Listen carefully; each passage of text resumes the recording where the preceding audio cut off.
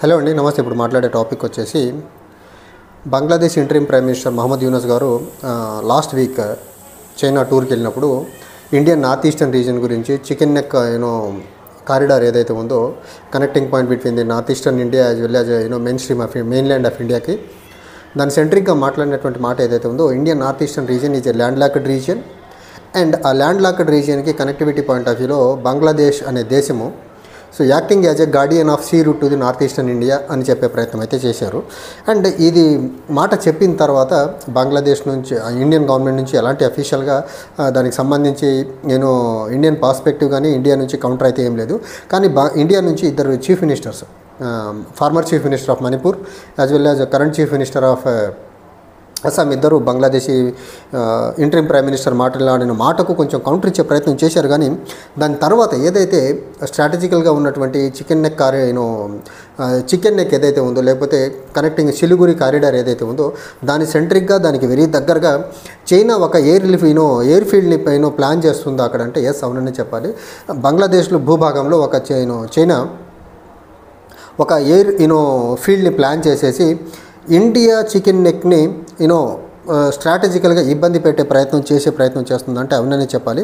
ఇక్కడ మరీ ముఖ్యంగా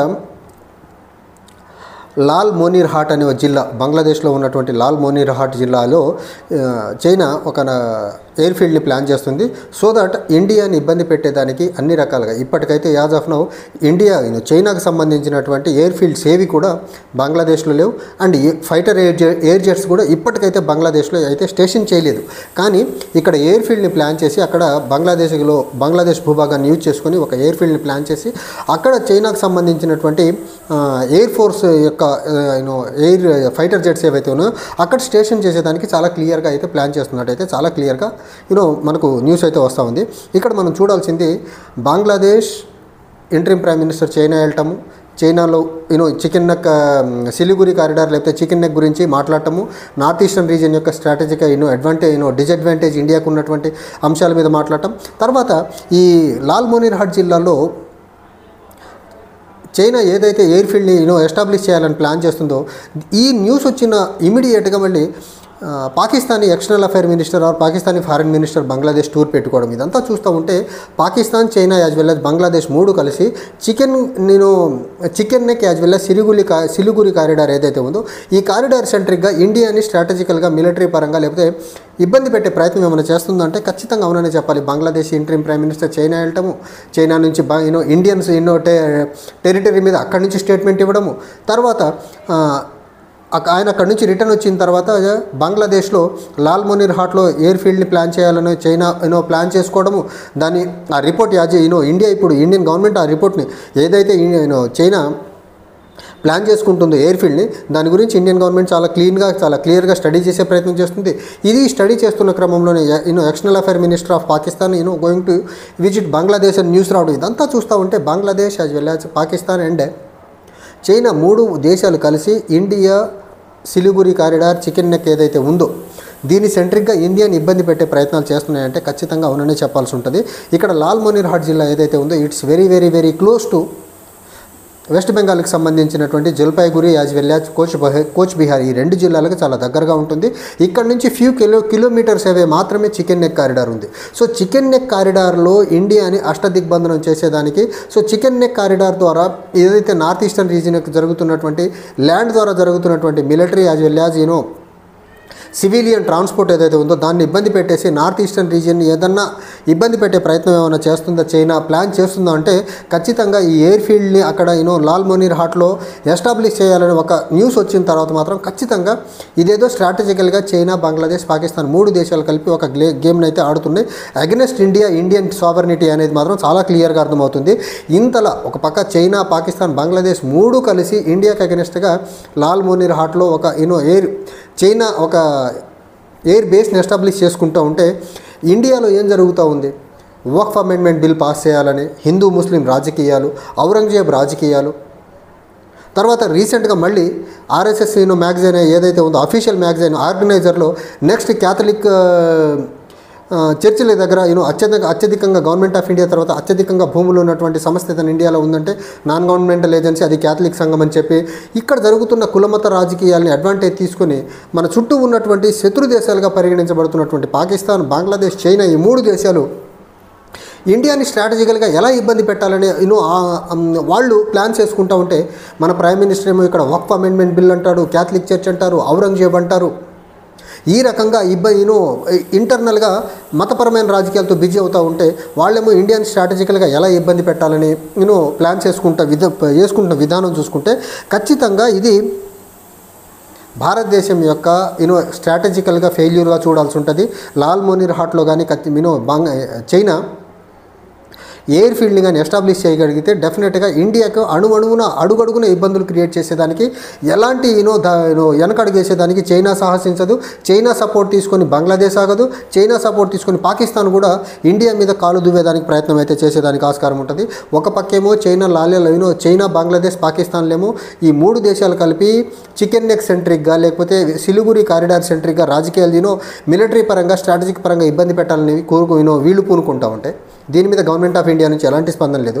ఇంకో పక్క American president Donald Trump tariff యుద్ధం ఇండియా మీద చేస్తూ ఉంటే దాని మీద గవర్నమెంట్ ఆఫ్ ఇండియా నుంచి స్పందన లేదు. ఇప్పటికీ అఫీషియల్గా గవర్నమెంట్ ఆఫ్ ఇండియా నుంచి అమెరికన్ ప్రెసిడెంట్ విధించినటువంటి రిటాలియేటరీ టారిఫ్స్ ఏవైతే ఉన్నాయో దాని మీద ఇప్పటికీ అఫీషియల్గా కమ్యూనికేషన్ లేదు. కానీ మన గవర్నమెంట్ అఫీషియల్స్ కానీ లేకపోతే మన పాలకులు దేని మీద బిజీ అయిపోతున్నారు?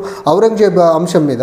ఎప్పుడో 300-400 సంవత్సరాల క్రితం భారతదేశంలో కొంత భూభాగాన్ని పరిపాలించినటువంటి ఔరంగజేబ్ మీద, లేకపోతే హిందూ, ముస్లిం, వక్ఫ్ అమెండ్మెంట్, క్యాథలిక్ చర్చిలకు సంబంధించినటువంటి ఆస్తుల మీద బిజీ అవుతున్నారు తప్ప భారతదేశానికి స్ట్రాటజికల్గా మిలిటరీ పాయింట్ ఆఫ్ వ్యూలో ఏ దేశం ఏ రకంగా ఇబ్బంది పెట్టేదానికి స్ట్రాటజికల్గా ప్లాన్ చేసుకుంటున్నాయి, ఏ దేశంతో చర్చలు ఏ రకంగా జరుపుకుంటున్నాయి, ఏ దేశంతో చేతులు కలిపి ఇండియాకి అగెనెస్ట్గా పనిచేసేదాన్ని ప్లాన్ చేస్తుంది అనే దాని మీద ఖచ్చితంగా ఎక్స్టర్నల్ అఫైర్స్ మినిస్ట్రీ అవ్వనివ్వండి, లేకపోతే నేషనల్ సెక్యూరిటీ అడ్వైజర్ అవ్వనివ్వండి, లేకపోతే ఎక్స్టర్నల్ ఇంటెలిజెన్స్ వింగ్ ఏదైతే ఉందో రీసెర్చ్ అండ్ అనాలిసిస్ వింగ్, అది కూడా కనీసం ఇండియాకి అగెనెస్ట్గా విదేశీ శక్తులు ఏ రకంగా ఒకటవుతున్నాయి అనే దాని మీద మాట్లాడలేదంటే ఇది ఖచ్చితంగా government of India strategical failure, military ఫెయిల్యూర్గా చూడాల్సి ఉంటుంది. ఇంకో పక్క గవర్నమెంట్ ఆఫ్ ఇండియా ఇది డిప్లొమసీ ఫెయిల్యూర్గా చూడాల్సి ఉంటుంది తప్ప ఇంకోటి లేనే లేదు ఇక్కడ. ఒక పక్క ఇంతలా జరుగుతూ ఉంటే నరేంద్ర మోదీ గారు మాత్రం ఈ అంశాల మీద కనీసం నోరెత్తి మాట్లాడే ప్రయత్నం చేయట్లేదు, ఒక ఆస్పెక్ట్. రెండో పక్కన ఏదైతే ఈ చైనా వాళ్ళు బంగ్లాదేశ్లో లాల్ మోనీర్ హాట్లో ప్లాన్ చేస్తున్న ఎయిర్ బేస్ ఏదైతే ఉందో దాని నుంచి చైనా నుంచి అఫీషియల్గా కమ్యూనికేషన్ లేదు. కానీ అన్అఫీషియల్గా జరుగుతున్న డెవలప్మెంట్స్ అన్నింటినీ గవర్నమెంట్ ఆఫ్ ఇండియా స్టడీ చేస్తున్నట్టయితే అఫీషియల్గానే న్యూస్లో అయితే రావడం అయితే జరుగుతూ ఉంది.